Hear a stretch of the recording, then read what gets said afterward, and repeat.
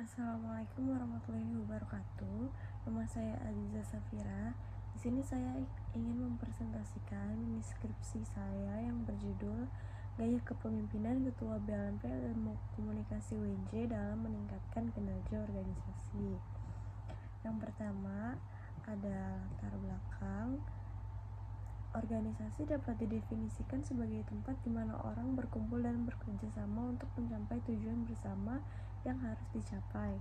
Tentunya sama halnya dengan organisasi BLMP, IKOM, UNJ yang memiliki tujuan bersama di dalamnya yang harus dicapai. BLMP adalah sebuah organisasi penting Opawa yang ada di Prodi Ilmu Komunikasi. Tujuan tersebut dapat tercipta jika adanya kinerja yang baik dalam organisasi tersebut. Pada saat ini, manusia merupakan faktor yang sangat penting untuk menjadi tolak ukur dalam penentuan keberhasilan dan untuk pencapaian target dalam sebuah organisasi. Setiap sumber daya manusia yang ada akan mempunyai potensi yang harus dimanfaatkan dengan baik. Karena pentingnya menyadari sumber daya manusia, maka organisasi tersebut harusnya memberikan perhatian khusus terhadap sumber daya manusia dan menganggap bahwa anggota adalah aset dari organisasi untuk mengembangkan usaha yang dijalankan. Kinerja merupakan hasil kerja yang telah dicapai seseorang sesuai dengan tugas dan perannya, sesuai dengan tujuan organisasi yang dihubungkan dengan standar kinerja tertentu dari organisasi di mana individu terhubung. Kinerja anggota mempunyai peran penting dalam suatu organisasi karena seluruh anggota akan membantu pekerjaan organisasi agar cepat selesai, tentunya dengan hasil yang baik. Akan tetapi anggota suatu organisasi memiliki produktivitas kerja yang berbeda. Karena dengan itulah diperlukan hubungan yang baik antara pemimpin dan juga bawahan. Maka yang akan munculnya keadaan baik, begitu juga sebaliknya. Jika gaya kepemimpinan kurang baik, maka anggota akan tercipta kesalahpahaman dan akan berimbas pada produktivitas karyawan tersebut. Untuk mencapai kinerja atau prestasi kerja karyawan yang maksimal, penggunaan gaya kepemimpinan yang tepat dari atasan merupakan salah satu faktor yang sangat penting untuk meningkatkan kinerja anggota. Setiap pemimpin pada dasarnya memiliki perilaku yang berbeda dalam kepemimpinan para pengikutnya. Perilaku pemimpin tersebut disebut dengan gaya kepemimpinan. Dalam organisasi BLMP Komunikasi UNJ belum diketahui apakah gaya kepemimpinan Ketua BLMP Ilmu Komunikasi UNJ dalam meningkatkan kinerja anggota BLMP Ilmu Komunikasi UNJ. Pada kesempatan kali ini, peneliti akan meneliti apakah gaya kepemimpinan Ketua BLMP Ilmu Komunikasi UNJ dapat meningkatkan kinerja BLMP Ilmu Komunikasi UNJ. Selanjutnya ada rumusan masalah. Berdasarkan uraian masalah di atas, maka rumusan masalah pada penelitian ini adalah apakah gaya kepemimpinan dalam organisasi BLMP Ilmu Komunikasi UNJ dapat meningkatkan kinerja anggota BLMP Ilmu Komunikasi UNJ. Selanjutnya ada tujuan penelitian. Tujuan penelitian ini adalah untuk mengetahui apakah gaya kepemimpinan ketua organisasi BLMP Ilmu Komunikasi UNJ dapat meningkatkan kinerja anggota BLMP Ilmu Komunikasi UNJ. Selanjutnya ada manfaat penelitian. 1. Manfaat akademis. Manfaat hasil penelitian ini diharapkan dapat bermanfaat untuk kajian ilmu sosial, ilmu komunikasi, khususnya bidang komunikasi organisasi. Manfaat praktis. Hasil penelitian ini diharapkan dapat bermanfaat untuk praktisi di bidang ilmu komunikasi, khususnya komunikasi organisasi. Bab 2. Landasan teori. Menurut buku Komunikasi Antar Manusia oleh Joseph A. DeVito halaman 377, bahwa komunikasi organisasi merupakan pesan yang terjadi dua arah, yaitu pengiriman dan penerimaan sebagai macam pesan yang terjadi dalam organisasi. Di dalam kelompok informal ataupun formal organisasi dalam sebuah organisasi, semakin besar organisasi tersebut, maka akan semakin besar dan kompleks juga komunikasinya. Contohnya seperti organisasi berisikan 3 orang, maka komunikasi akan sederhana, tapi jika organisasi berisikan 1000 orang, maka semakin kompleks komunikasinya. Komunikasi organisasi memiliki sifat formal maupun informal. Komunikasi yang termasuk dalam sifat formal adalah komunikasi yang disetujui oleh komunikasi itu sendiri dan sifatnya berorientasi pada organisasi. Dalamnya berupa cara-cara kerja di dalam organisasi, produktivitas, dan berbagai pekerjaan yang harus dilakukan dalam organisasi. memo kebijakan, penyataan jumpa pers, dan surat-surat resmi.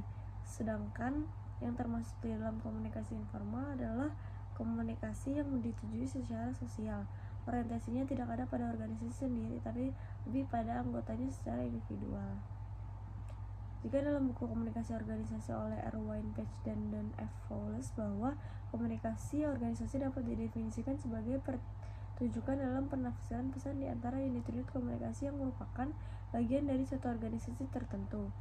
Suatu organisasi terdiri dari unit-unit komunikasi dalam hubungan-hubungan interaksi antara yang satu dengan lainnya dalam satu lingkungan. Sedangkan dalam buku Human Communication, komunikasi organisasi didefinisikan sebagai aliran pesan dalam jaringan hubungan yang saling bergantung. Di sini kita memperhatikan keefektifan komunikasi individu, tapi juga peran komunikasi dalam berkontribusi atau mengurangi fungsi aktivis dari keseluruhan organisasi. Selanjutnya ini ada review literatur.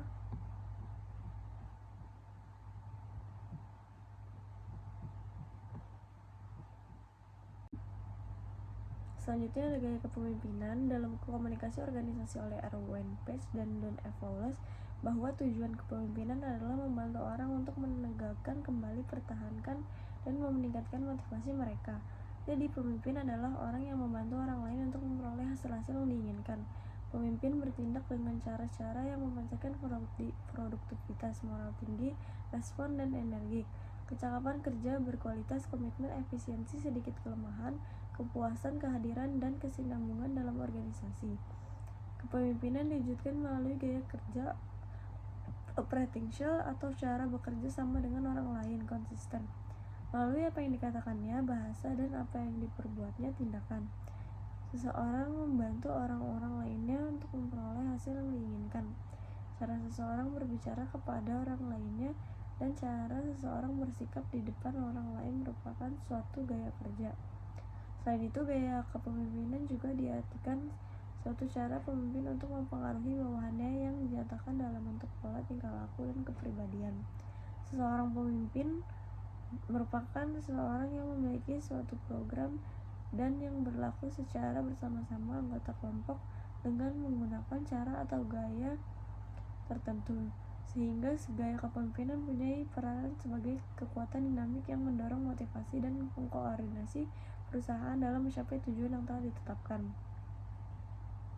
Gaya kepemimpinan juga dapat diartikan sebagai cara dalam mengarahkan, mendorong, dan mengatur seluruh unsur-unsur di dalam kelompok atau organisasi untuk mencapai suatu tujuan organisasi yang diinginkan, sehingga cara menghasilkan kinerja karyawan yang lebih produktif atau memenuhi target. Dengan gaya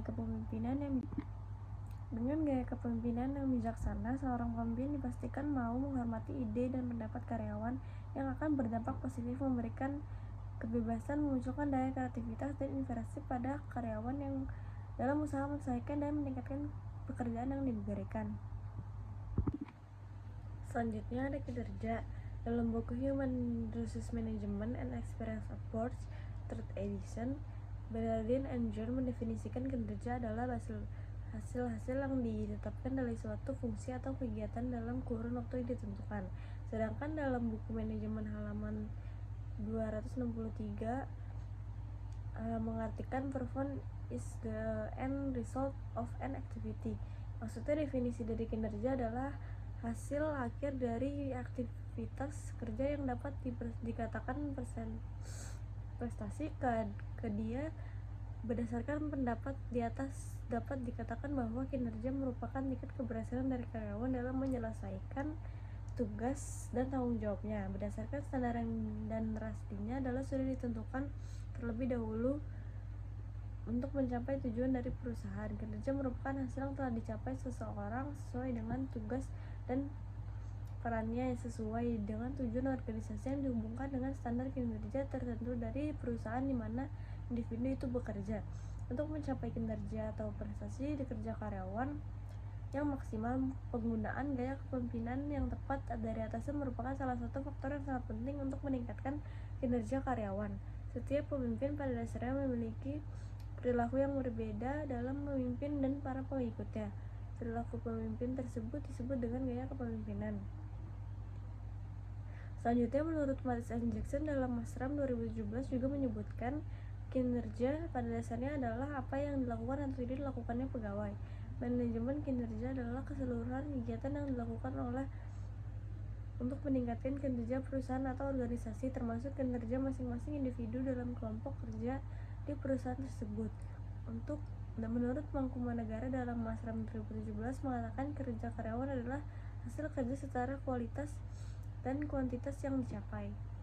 Selanjutnya ada model penelitian gaya pemimpinan dalam suatu organisasi berpengaruh terhadap tingkatan kinerja anggota dalam organisasi. Berdasarkan uraian tersebut dapat disimpulkan bahwa kinerja suatu organisasi dapat dilihat dari gaya kepemimpinan organisasi tersebut. Selanjutnya ada hipotesis teori yang ada pada penelitian ini adalah pengaruh gaya kepemimpinan terhadap kinerja organisasi BLMP Ilmu Komunikasi UNJ. Selanjutnya ada bab 3 paradigma penelitian. Menurut John W. Creswell, dalam penetapan ilmu sosial paradigma merupakan hal yang sangat penting karena dengan paradigma dapat membantu penelitian untuk menentukan pandangan yang tepat dalam melihat suatu masalah. Selain itu, paradigma berfungsi untuk membantu menentukan teori secara metode yang tepat untuk digunakan dalam penelitian. Dalam penelitian ini, paradigma yang akan digunakan adalah paradigma post-positivisme. Menurut Gubernur Lincoln, paradigma ini merupakan aliran yang ingin memperbaiki kelemahan-kelemahan positivisme yang hanya mengandalkan kemampuan pengamatan langsung terhadap objek yang diteliti. Paradigma post-positivisme cenderung kepada metode penelitian kuantitatif atau pendekatan kuantitatif. Paradigma ini sering disebut dengan penelitian saintifik atau sains. Paradigma post-positivisme menggambarkan bahwa gejala yang terjadi dalam kehidupan tidak terbatas untuk menyederhanakan gejala sosial yang terjadi. Maka diperlukan statistik sebagai landasan untuk menyimpulkan data yang diperoleh di lapangan. Paradigma post-positivisme menyatakan bahwa kriteria kebenaran dalam penelitian terdapat pada aspek validitas dan reliabilitas dan objektivitas. Selanjutnya ada pendekatan penelitian. Menurut Creswell 2018, pendekatan penelitian yang digunakan dalam penelitian ini adalah penelitian kuantitatif. Penelitian kuantitatif bertujuan untuk mencakup variabel dalam penelitian dan hubungannya, dimulai dengan mendefinisikan variabel utama dalam sebuah penelitian. Penelitian kuantitatif adalah metodologi penelitian yang bertujuan untuk mengukur data yang diterapkan dalam bentuk analisis statistik. Menurut Malhotra 2010. Dalam penelitian ini, variabel X-nya terdapat pada gaya kepemimpinan berhubungan dengan variabelnya adalah kinerja anggota. Selanjutnya ada metodologi penelitian. Metode yang digunakan dalam penelitian ini survei. Metode penelitian dipergunakan dalam evaluasi guna membuat teknik penggambaran sifat-sifat sistematis dan akurat. Tujuan metode ini yakni untuk mengumpulkan data dan memperoleh informasi mengenai sebuah populasi. Menurut Creswell 2018, desain survei bagian pertama dari bagian rencana metode survei dapat memperkenalkan pembaca pada tujuan dasar dan alasan untuk penelitian survei. Mulailah bagian ini dengan menjelaskan alasan desain. Secara khusus, mengidentifikasi tujuan penelitian survei. Tujuan utamanya adalah untuk menjawab pertanyaan atau pertanyaan yang sedang variabel menurut bagi Anda. Pertanyaan tujuan sampel dapat berbunyi tujuan utama penelitian ini adalah untuk mengevaluasi secara empiris apakah jumlah kerja jam lembur memprediksi gejala kelelahan berikutnya dan sampel perawat ruang gawat darurat. Selanjutnya ada populasi dan sampel. Pertama, populasi. Menurut Malhotra, populasi adalah keseluruhan dari semua elemen beberapa seperangkat 43 karakteristik yang terdiri alam semesta tujuan masalah riset pemasaran. Populasi sebagai wilayah generalisasi yang terdiri dari objek atau subjek mempunyai kuantitas dan karakteristik tertentu ditetapkan oleh periset untuk mempelajari kemudian ditarik suatu kesimpulan. Dalam penelitian ini, populasi yang digunakan adalah seluruh anggota BLMP Ilmu Komunikasi UNJ. Selanjutnya ada sampel. Menurut Malhotra, sampel adalah subkelompok dari elemen dan populasi yang dipilih untuk berpartisipasi dalam penelitian ini. Sampel adalah bagian dari populasi yang diambil melalui cara-cara tertentu mewakili populasi. Dalam penelitian ini menggunakan teknik sampel berupa sampel random sampling, yaitu cara penarikan sampel sederhana yang mudah dilakukan. Dalam sampel acak sederhana, setiap anggota populasi memiliki kesempatan yang sama dipilih dari sampel. Jumlah sampel yang digunakan dalam penelitian ini adalah berjumlah 15 responden. Ukuran sampel. Peneliti menggunakan rumus Solvin dalam mengukur sampel. Rumus ini digunakan karena peneliti tidak mengetahui perilaku khusus dari populasi-populasi. Rumus Solvin didefinisikan sebagai berikut. N sama dengan N per 1 plus N pangkat 2. Selanjutnya ada hipotesis riset. Hipotesis didefinisikan sebagai jawaban sementara dari rumusan masalah penelitian yang mana sebelumnya rumusan masalah penelitian yang telah dinyatakan dalam kalimat pertanyaan. Menurut Thomas Sekaran dan Roger Boji, hipotesis harus memenuhi 2 kriteria. 1 dapat diuji, 2 harus difalsifikan. Hipotesis merupakan jawaban sebuah sementara dari rumusan masalah, dan hipotesis ini dinamakan hipotesis kerja. Dan praduga yang melawan dari hipotesis kerja tersebut dengan hipotesis nol atau nihil. Penelitian ini merumuskan hipotesis sebagai berikut. K0 terdapat pengaruh gaya kepemimpinan dengan kinerja anggota BMP Ilmu Komunikasi UNJ. K1 terdapat gaya kepemimpinan dengan kinerja anggota BMP Ilmu Komunikasi UNJ. Selanjutnya ada 3.7 statistik. Hipotesis statistik diutamakan jika data yang dipelajari adalah sampel yang mewakili populasi tersebut, sehingga dugaan apakah data sampel tersebut bisa digeneralisasikan kepada populasi disebut dengan hipotesis statistik. Selanjutnya ada metode pengumpulan data.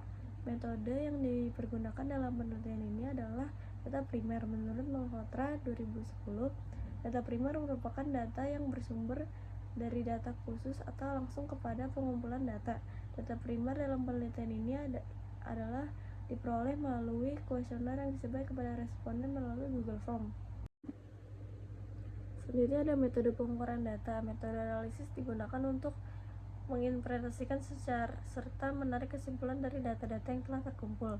Peneliti menggunakan software SPSS versi 26 untuk mengelola dan menganalisis data hasil penelitian. Selanjutnya ada validitas. Menurut Sekaran, validitas adalah bukti bahwa instrumen, teknik, atau proses yang digunakan untuk mengukur sebuah konsep benar-benar mengukur konsep yang dimaksudkan. Uji validitas bertujuan untuk mengkonfirmasikan korelasi yang signifikan antara korelasi antar variabel. Validitas yang akan diuji dalam penelitian ini adalah variabel gaya kepemimpinan, yaitu variabel X, dan juga validitas dari variabel kerja organisasi, yaitu variabel Y. Selanjutnya, reliabilitas adalah alat untuk mengukur tingkat keandalan suatu kuesioner yang menggambarkan indikator dari variabel untuk pengujian penggunaan batasan tertentu seperti 0,6 reliabilitas kurang dari 0,6 kurang baik, sedangkan 0,7 dapat diterima dan 0,8 adalah baik. 3.10 metode analisis data. Teknik atau metode analisis data yang dipakai oleh peneliti riset ini memakai alat bantu berupa perangkat lunak monitor SPSS. Selanjutnya, keterbatasan penelitian. Keterbatasan dalam penelitian ini mencakup waktu yang digunakan peneliti dalam menyelesaikan penelitian ini. Keterbatasan tersebut mempengaruhi hasil pada penelitian ini. Pada penggunaan teori dalam penelitian ini, masih terdapat kelemahan pada teori yang digunakan peneliti, karena peneliti hanya berfokus pada efek yang diberikan konten marketing saja tanpa memberikan motivasi dan perilaku variabelnya.